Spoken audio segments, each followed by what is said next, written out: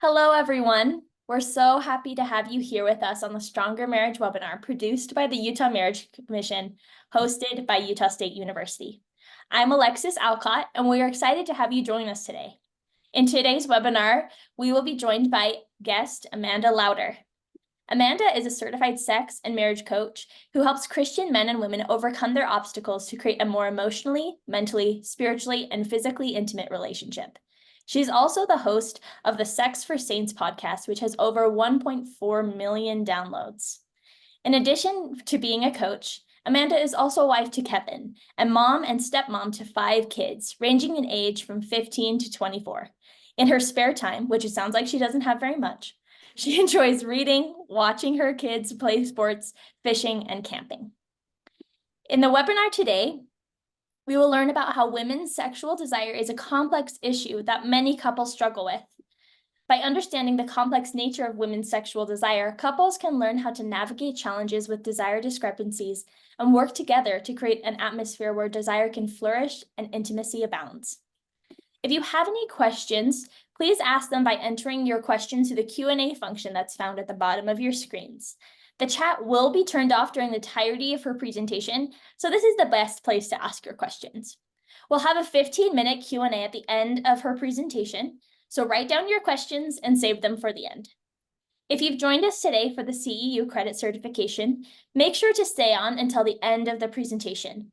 The survey needed for your credit will automatically load onto the screen, and then you'll receive an email from the Utah Marriage Commission with your certificate. You may also email the Utah Marriage Commission if for some reason it doesn't load onto your screen to receive your survey on this webinar. The Marriage Commission email is marriagecommission@usu.edu. Once the survey is completed, you will attain an email with your CEU credit certification. We'll now turn the time over to Amanda for her presentation. Thank you so much, Alexis. I am so happy to be here tonight talking about the intricacies of women's sexual desire.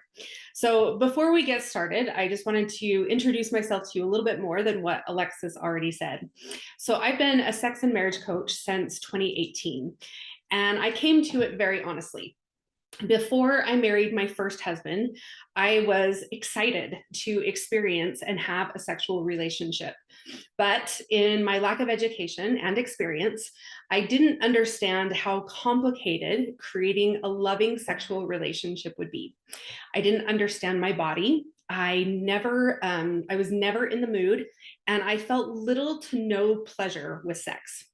So I basically just decided that it was something that I would do every once in a while to be a good wife.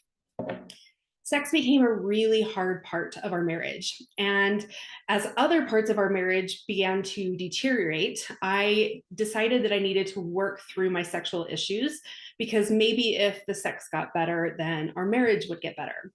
So I spent the next 2 years reading and studying about women's sexuality and finally learned not only to enjoy sex, but how to want it too. And while the sex got better, our marriage continued to deteriorate. And unfortunately, we ended up divorcing. And then I met my husband, Kevin. And before we were married, we discussed what we wanted in our sexual relationship. It was really important to both of us, and we have worked throughout our marriage to make it a priority. So I continued to study and learn about marriage, relationships, and sexuality in an effort to keep things going in the right direction with my husband that I loved. So when I found coaching, I knew that this would be my area of focus because I already had so much knowledge from studying, as well as my own lived experience.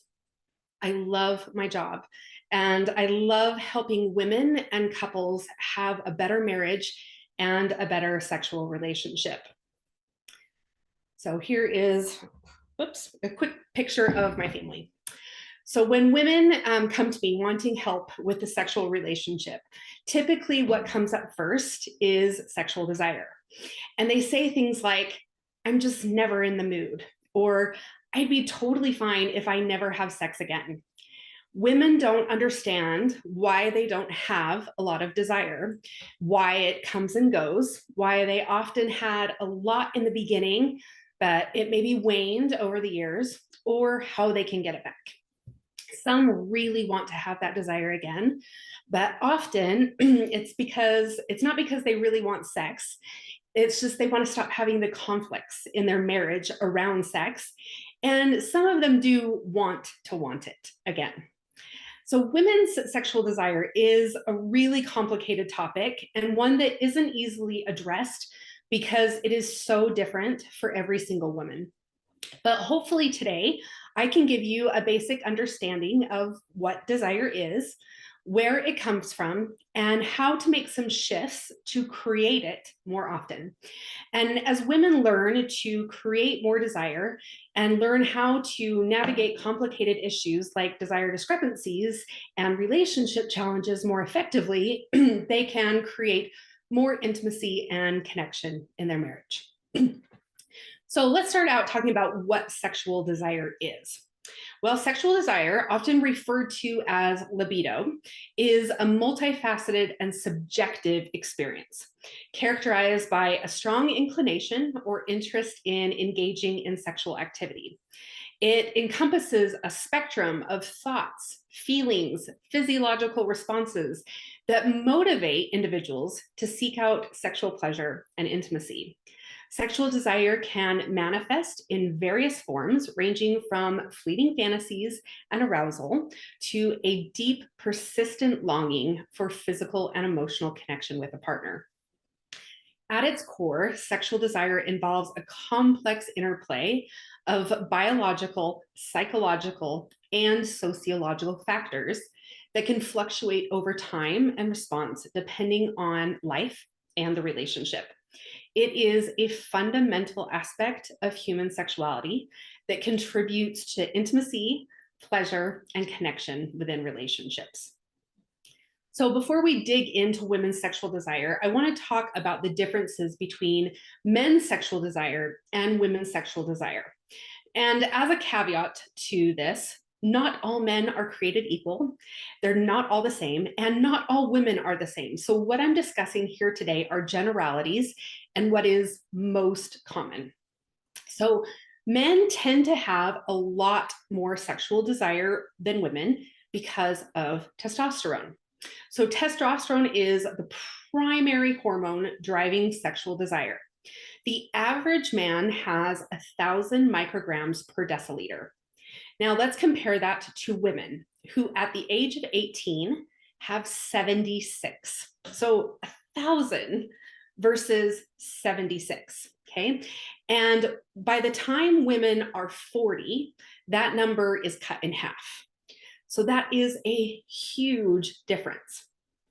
Studies suggest that certain areas of the brain associated with sexual desire may be more active in men than in women, which might explain why men often report higher levels of spontaneous desire, which we're going to talk more about in a minute.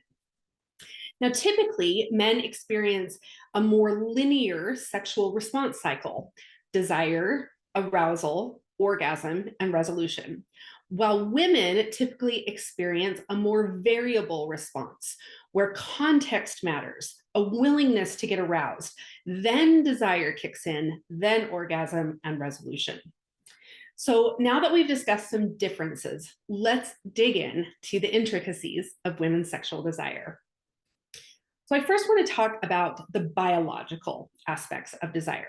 Now, a lot of times women will tell me, I just think my hormones are off, which they might be, and that's a very big aspect. So we want to always rule out physical aspects before we move on to other things.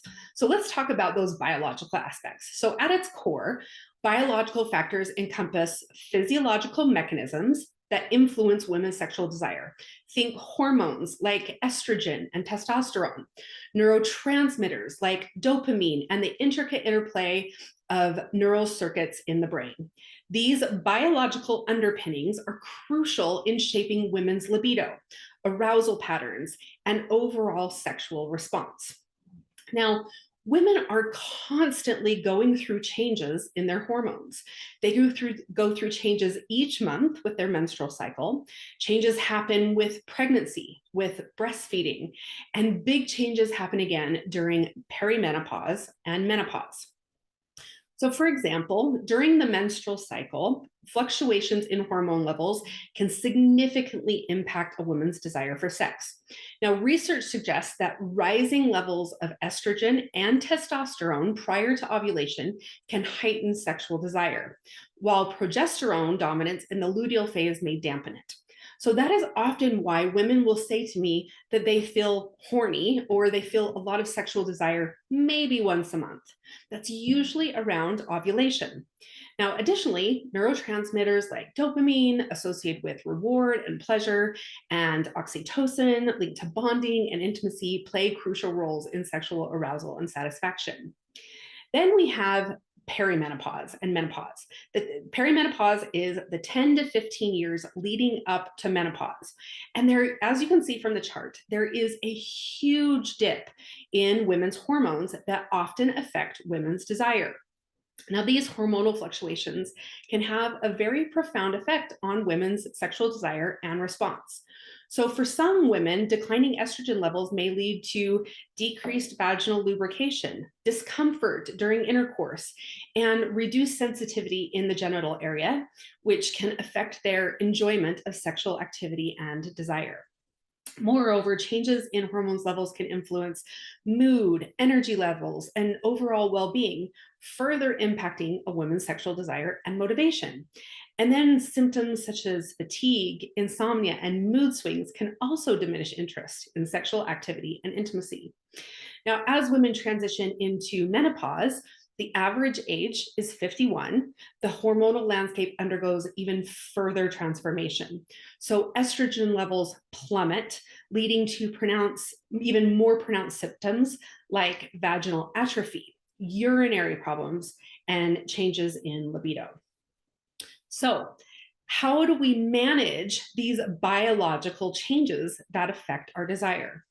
First, we have to be aware of them. Now, many times we don't have control over our hormones, but if we are aware of how our body works, the changes that are normal, then we can start to work with those changes as they happen and seek support from a knowledgeable healthcare provider.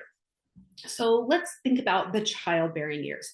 Both husband and wife need to be aware that changes during this time of life are normal.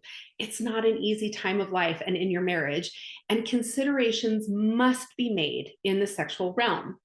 And then during perimenopause and menopause, women should be working with a menopause specialist and determine if hormone replacement therapy is the right decision. Now, many women are often scared of HRT because of the Women's Health Initiative study that said that HRT causes breast cancer. Well, that study has been debunked. It does not cause breast cancer. So for most women, HRT is safe and very needed to help in this stage of life. You do not have to be miserable. There is help. And I suggest finding a practitioner in your area on menopause.org. Another aspect of the biological that impacts women's desire is the sexual dual control model.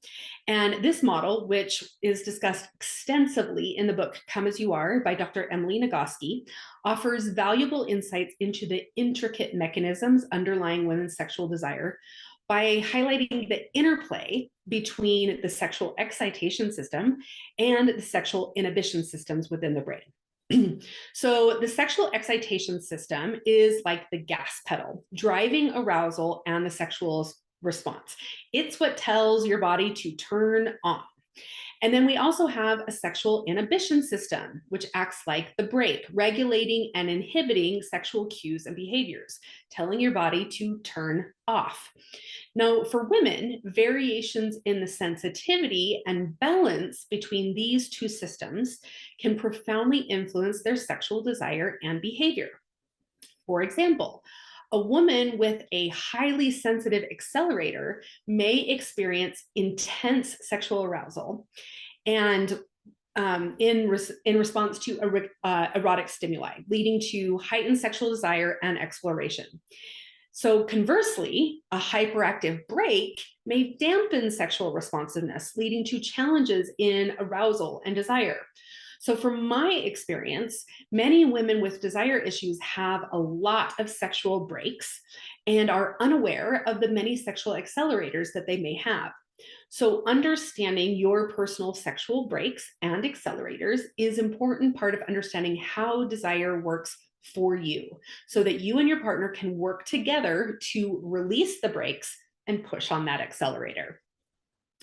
So now let's shift our focus to the psychological dimension. So, unlike biological factors, which are largely governed by physiological processes, psychological aspects delve into the realm of thoughts and belief systems and emotions and experiences that influence a woman's sexual desire. So, this encompasses a myriad of factors, including past traumas, conditioning, cultural upbringing, self esteem, body image, and relationship dynamics. So, in my experience, the psychological aspects of desire seem to be the largest thing that influences women's desire.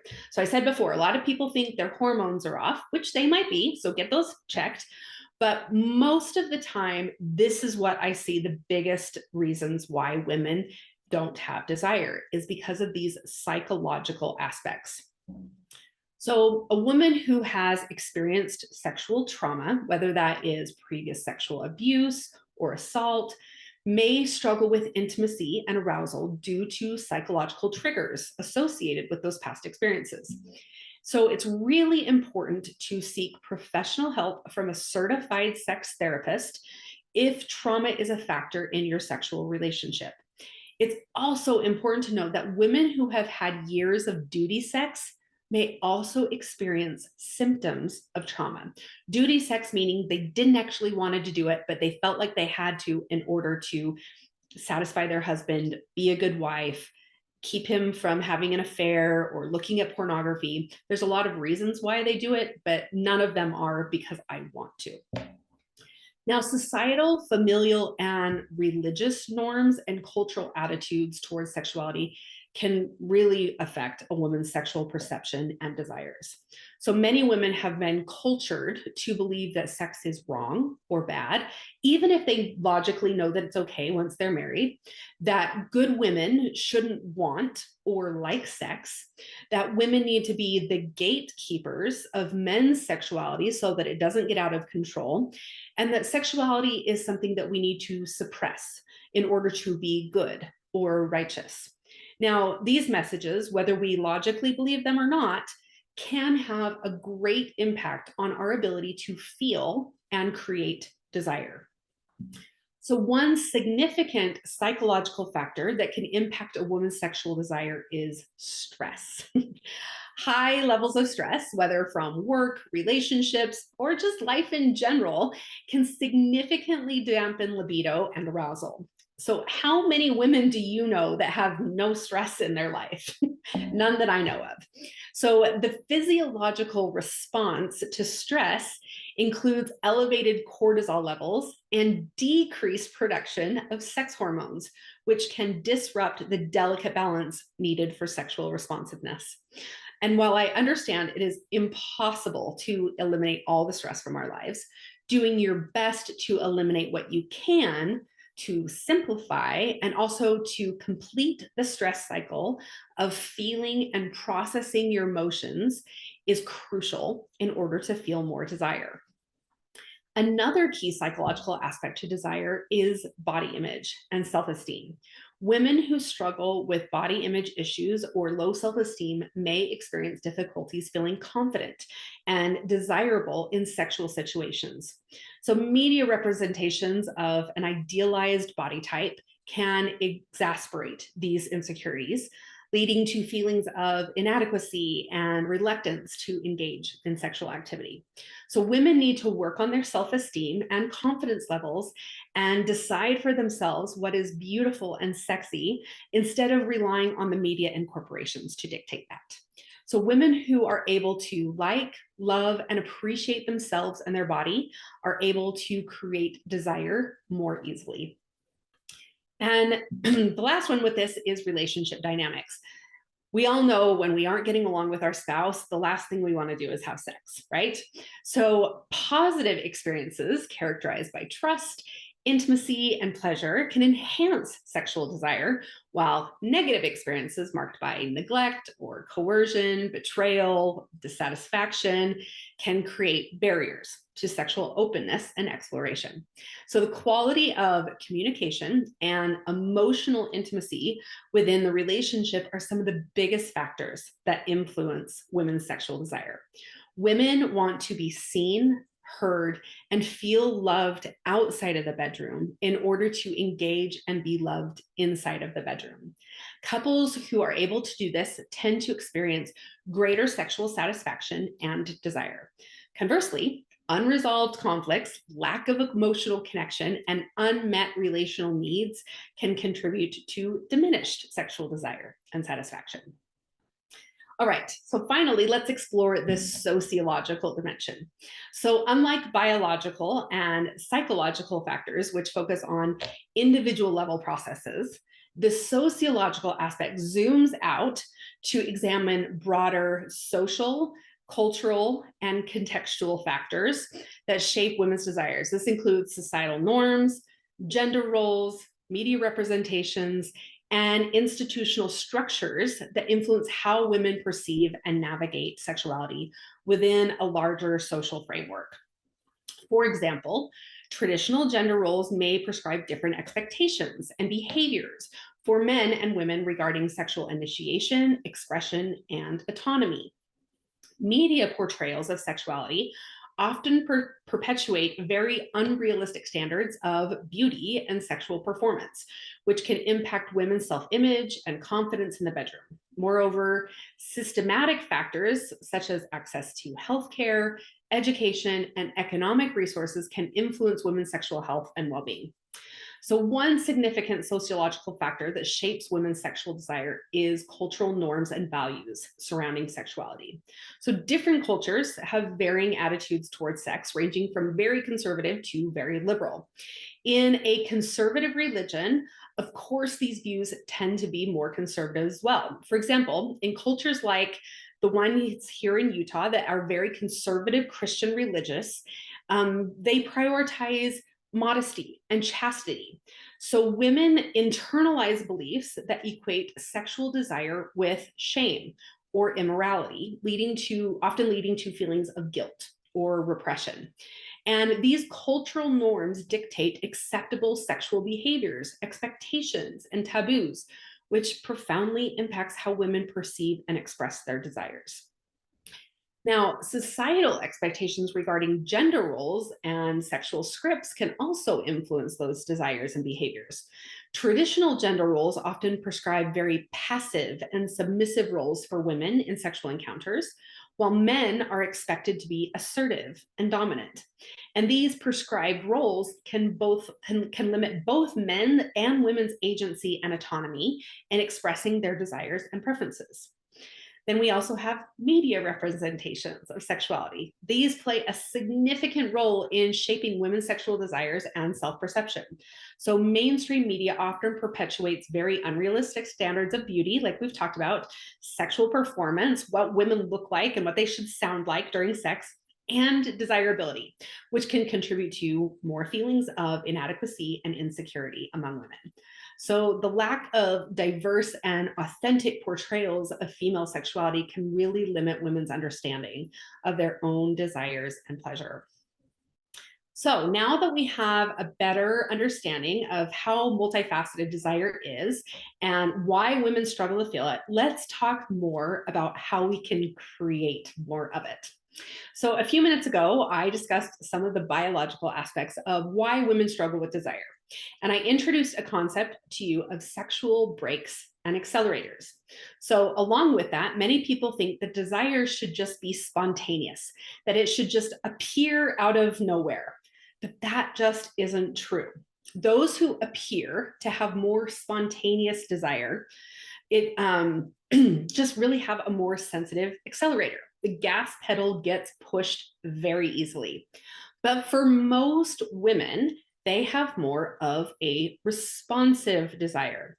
The desire responds to sexual stimuli in the environment. So your brain is always scanning your environment using your five senses, as well as scanning your thoughts and imagination to see if it should turn on or turn off. So if you want your brain to respond and your sexual accelerators to get pushed, you have to give it something to respond to. So in other words, you have to create the right context. Now, sexual context doesn't always come naturally. So in the early days of your relationship, it probably came very naturally. You probably had a lot of desire, right? The two of you were connecting emotionally, you were getting to know each other, you felt seen and heard and loved. You were maybe being physical in ways that promoted those feelings that would eventually lead to your first sexual experience together. You were thinking about each other all of the time. You were fantasizing about each other in innocent and maybe not so innocent ways. And all of this was you creating thoughts and fantasies in your brain and in your environment for your brain to respond to turn on and create that desire. You were thinking thoughts, imagining scenarios, acting in ways that gave your brain something to respond to. So while the desire might have seemed more spontaneous, it was actually you creating it all along with how you were thinking and the context you were creating. Now, when you eventually got married, the context changed. Okay. Now, maybe it was overnight, or maybe it happened slowly, but it changed. Maybe it went from forbidden and exciting to something you felt like you were supposed to do. Maybe you liked sex, but you shouldn't like it too much. Maybe it seemed like all he cared about was sex and he didn't care about you and the other aspects of your relationship and life as much anymore. Maybe with time and having children, your body changed and it made you more self-conscious. Maybe the little things that kind of bothered you about him maybe really started to get on your nerves. Maybe it was just the excitement and novelty wearing off and giving way to familiarity and routine. Whatever it was for you, things began to change. And you weren't thinking in ways that created the context for desire. So you no longer felt desire like you used to. The desire discrepancies grew in your relationship, which created more conflict in the relationship, which made sex and feeling in the mood even harder. So to cultivate desire, women need three things. They need low stress, high affection, and things that are explicitly erotic. Now, we've already discussed stress a little bit, but here are a couple more things that I think can help. Number one, prioritize self-care. Connecting back to yourself is an important part of sexuality.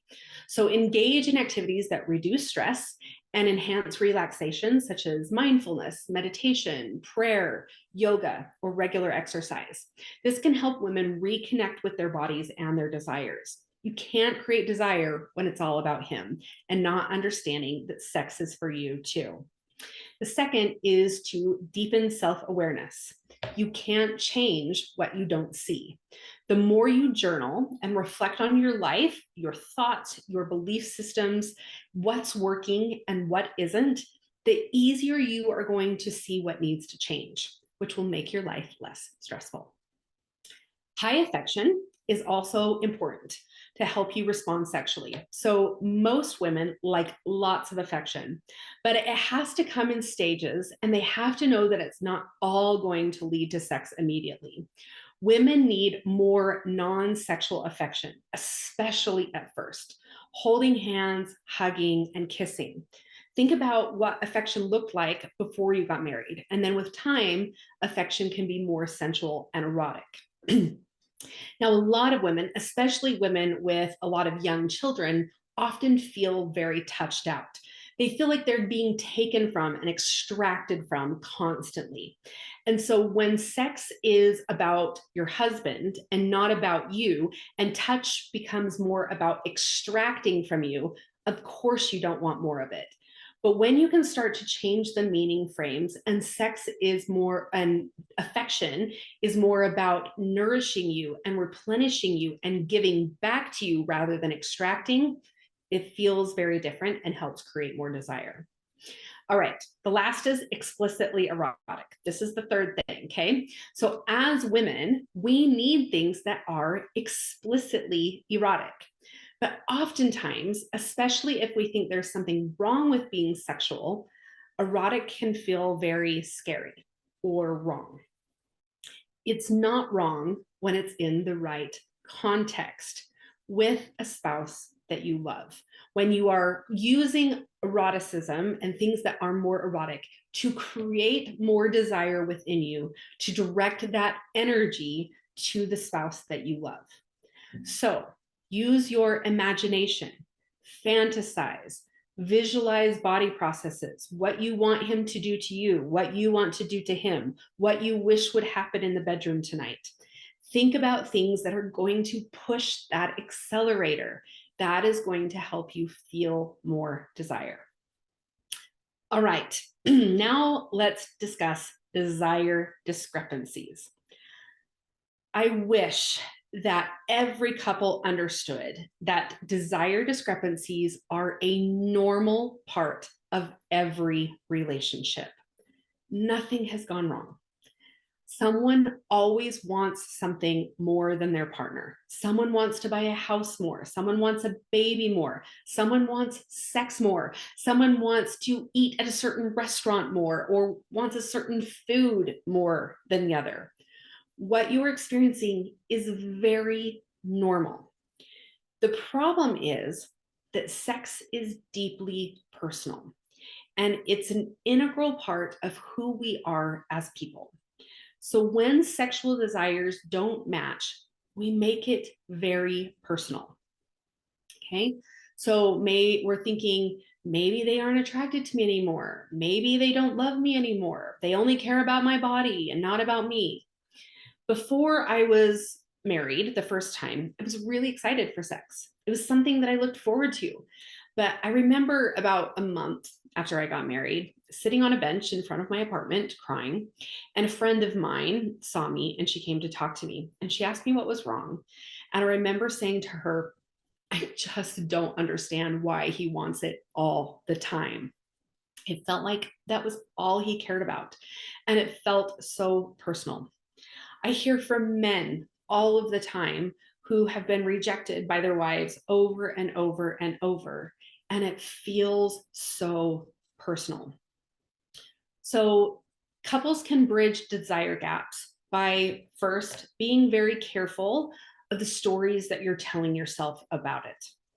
A spouse's lower desire is a natural variation in sexual desire that usually has nothing to do with your attractiveness or their love for you. A spouse's higher desire means they're passionate about the relationship and value you. They want to show you how much they love you with everything they have. Differences in desires are normal and not necessarily indicative of a problem in the relationship. Number two, prioritizing emotional intimacy and connection. I cannot stress this enough. Spending quality time together, engaging in meaningful conversations, and expressing appreciation and affection can strengthen the bond between partners and reignite that passion. More than anything, people want to feel seen, heard, and known. They want to know that they are safe to be themselves without being judged. Now, an issue I see in a lot of relationships is women say, well, I need emotional intimacy before I can be physically intimate. And men say, well, I need physical intimacy before I can open up emotionally. And that is something that has to be negotiated. They're both important. But what you need to realize is both of you, what you actually want is connection, and you just have different ways of getting there. And having done this for a really long time, I'm also of the opinion that emotional intimacy does need to come before physical intimacy. it takes a lot for a woman to feel safe enough to have a man enter her body without feeling emotionally safe. It's not as simple as just, okay, I know it'll come later. So the more that you can engage emotionally beforehand, it's the sex and the physical connection is going to be much easier most of the time. The third thing is making sure that sex that you're having is pleasurable for both. So both people are going to want it a lot more and be more likely to say yes if they actually enjoy it and it's pleasurable. It needs to be sex worth wanting.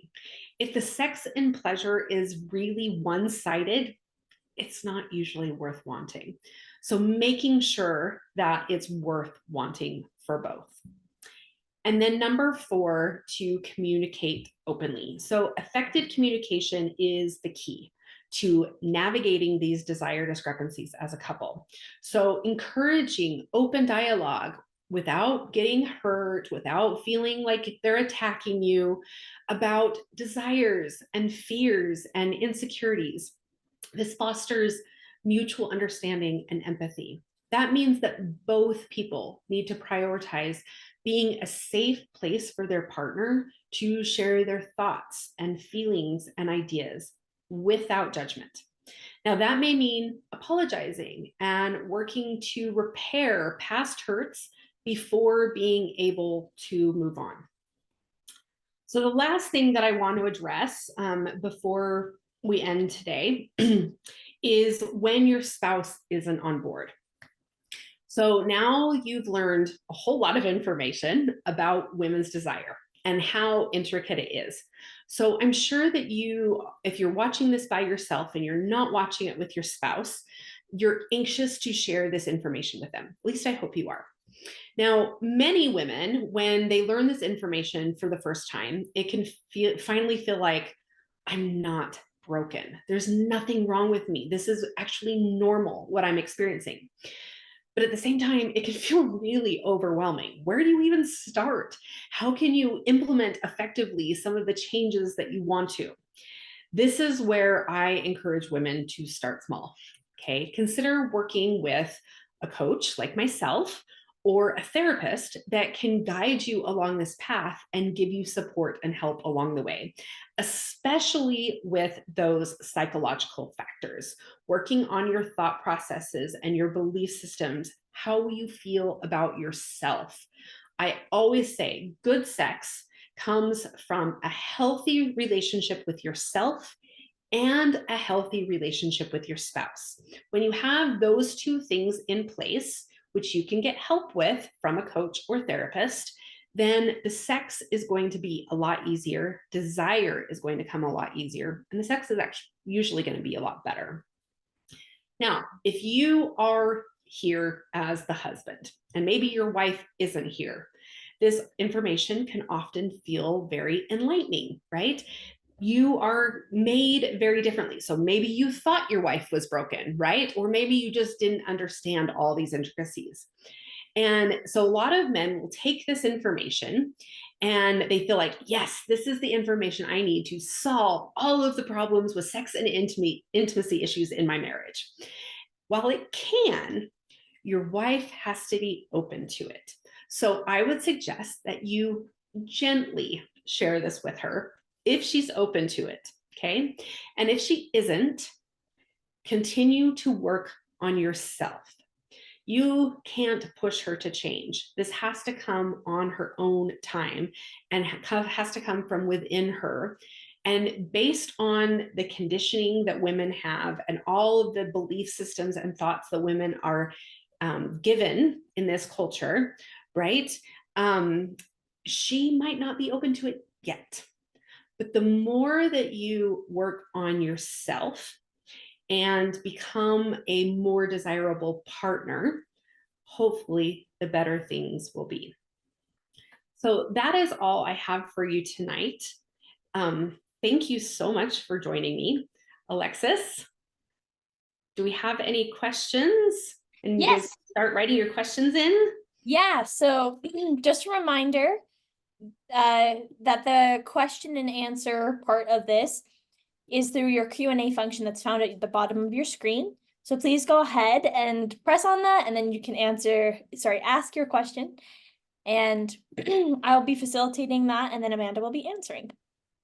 So our first question is, do you feel like the microwave versus crock pot analogy is correct? It definitely can be. So men typically orgasm in 5 to 8 minutes. Okay, that's pretty quick. Women typically need 20 to 40 minutes of arousal before they're ready to orgasm. And it takes us a long time to get to that point. So it's more in that spontaneous versus responsive desire. We've got to make sure the context is right, make sure you're thinking lots of thoughts all day long, and it's slowly going to warm you up. And then you have to be willing to be touched so that you can get that arousal and that desire can kick in. Perfect. Our next question is, how much do you think body changes in marriage affect sex drive in both partners? Yeah, so body changes are interesting because we're all going to change eventually, right? With age, and especially women, as we're going through those childbearing years and stuff, bodies change. And so if we are looking at our spouse strictly from a very, I would say, even superficial lens, right? You're probably going to be disappointed. But we have to remember that our spouse chose us for a reason, because they loved us and they were attracted to us. And if we can focus on maybe the things that we do love about our spouse, rather than focusing on the things that maybe have changed or are maybe not as attractive over time, then I think that can definitely be alive. But just know bodies change. They just do. And we are not meant to look like an 18-year-old with everything tight and perky until we're 90. That's just not what our bodies were made to do. So embracing the body and the changes that we go through, learning to love your body and appreciate your body for what it does and what it can give you is really, really important. That's a lot of what I work with women with. Thank you. I love that analogy. So the next question is, how do you know what's okay to do and not to do in sexual intimacy? Yes. So the answer to that is anything is okay as long as both people consent to it. So you get to decide between the two of you what works for you. But outside of that, no one can tell you what things should look like in the bedroom and what you should and shouldn't do. So if you consent and your spouse's consent, go for it. Our next question is, what is the process or difference if there is an injury or illness, cancer is what they say, that's involved? Yeah, that can definitely change things. So we have to look at how we want to adapt and change in our relationship to go along with that. So let's just say there was breast cancer and you don't have hormones, or there was some sort of like uterine cancer or cervical cancer where they had to do a hysterectomy and you don't have those hormones anymore. When we rely 100% on hormones, then sex becomes about biology and scratching an itch rather than about your spouse. And what I love to think about is I'm not waiting to feel horny. I'm not waiting to feel this desire that I need to have sex. It's about wanting my spouse. I love him. I want him. It's about the two of us. It's not about hormones. Now, I have a lot of back issues. Sometimes things can be really painful. There's been points in our marriage where I haven't been able to walk. So we've had to change things up a bit and change positions and use helps and supports to make sure that things are comfortable. Sometimes I just can't do it because it's too painful. And then we get to be intimate in other ways to create that physical connection. And my spouse is always willing to be gentle with me and understanding. And that's a big part of it as well.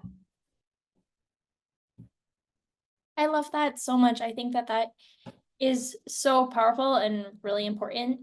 We also have another webinar that was done around sexuality that talks a little bit more about kind of the Eastern version of sexual practices. Yeah.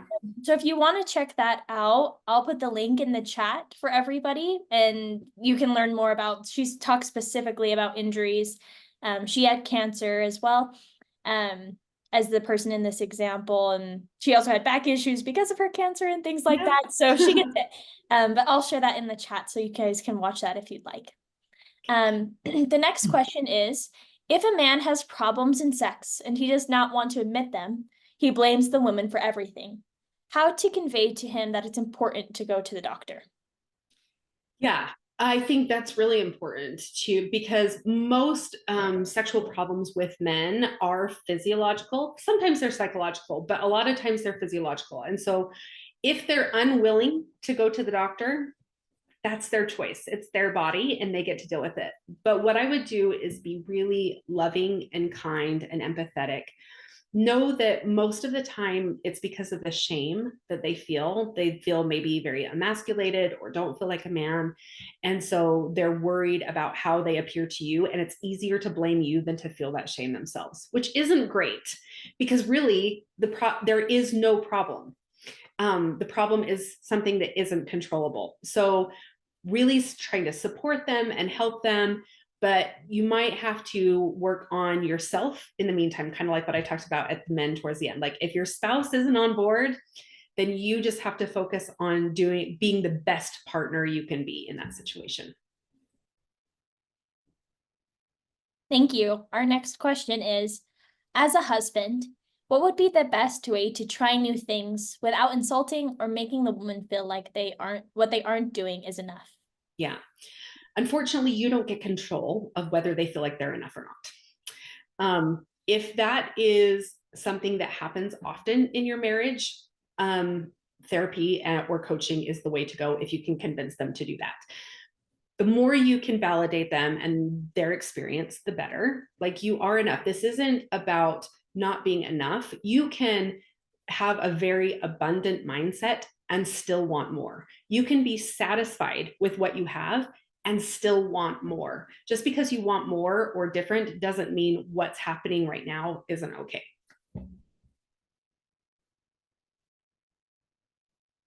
The next question is, what is the average amount of sex couples have? This is always a question. People want to know is what's normal, right? So really that has to be negotiated between the two of you. For some couples, every day is not enough. For some couples, once every couple of months is plenty. So really negotiating between the two of you. Now, studies will show that less than usually once a week, then the marriage tends to suffer. More than once a week doesn't increase happiness, though, even though some couples are totally happy with that, right? So I would say average is about 50 times a year, about once a week. Great. Really quickly, we had someone that says the link that I sent in appears to be a questionnaire. It is a questionnaire that just asks you to put in some of your information, kind of like you did to register for this webinar, so that you can gain access to that. Since we offer CEUs to people a year after the webinar is released, we ask that people register for webinars that have been released in the last year. So you can still fill it out and then it will send you to a YouTube link that has that webinar published. Sorry about that. That was a little confusing. Okay, thank you. Yeah, of course. Our next question is, how do you deal with the reality of peer pressure involved in the relationship? So when we talk about peer pressure in a relationship, that is a little concerning to me because usually peer pressure comes with coercion. So the way we define coercion is anything after a no.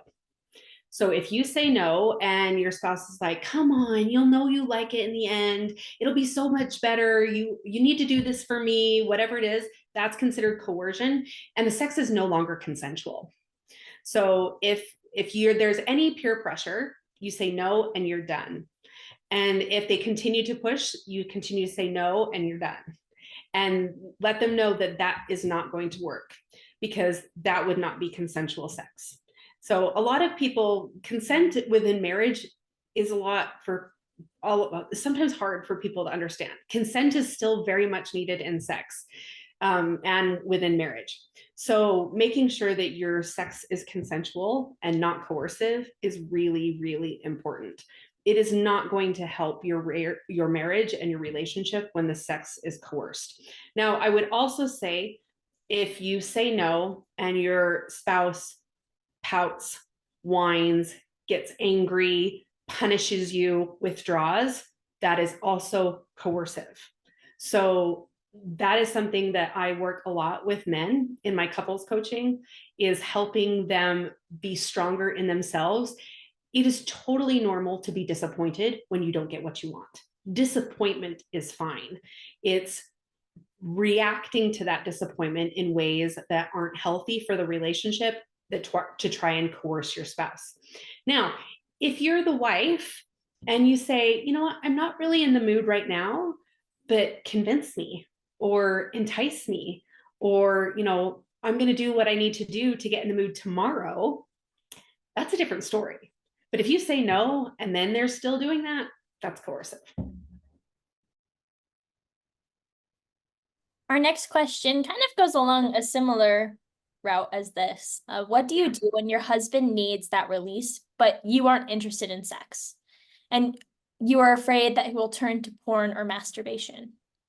Okay, so I know that this isn't a response that a lot of people like or they want to hear, but it's okay if he masturbates. I don't like it ever combined with porn. I think porn can be very destructive, but giving yourself a release is fine. It is okay to touch your own body. It is your body. And if I think masturbation within marriage can be a wonderful way to help manage those desire discrepancies. If you have a spouse who wants sex every day and a spouse who wants sex once or twice a month, that's a big discrepancy to overcome. So it is not your job to manage your spouse's sexuality. That is their job to manage. And if they feel like they need to masturbate in order to manage that, that's about them and their sexuality. Our next question is, what about memory loss? The partner doesn't remember or is physically able, but the relationship or the other person has changed. How can desire be increased? I'm not sure I completely understand the question. If there's memory loss, we have to be very careful that consent can be granted. So maybe I'm not understanding the question all the way. Do you understand it differently, Alexis? That's what I'm understanding. I think that the middle part just says the partner doesn't remember or is physically unable, but the relationship for the other partner has changed. So they don't, I'm assuming that that means the one partner has had some kind of memory loss Yeah. and doesn't remember, physically able to remember what's going on, Yeah.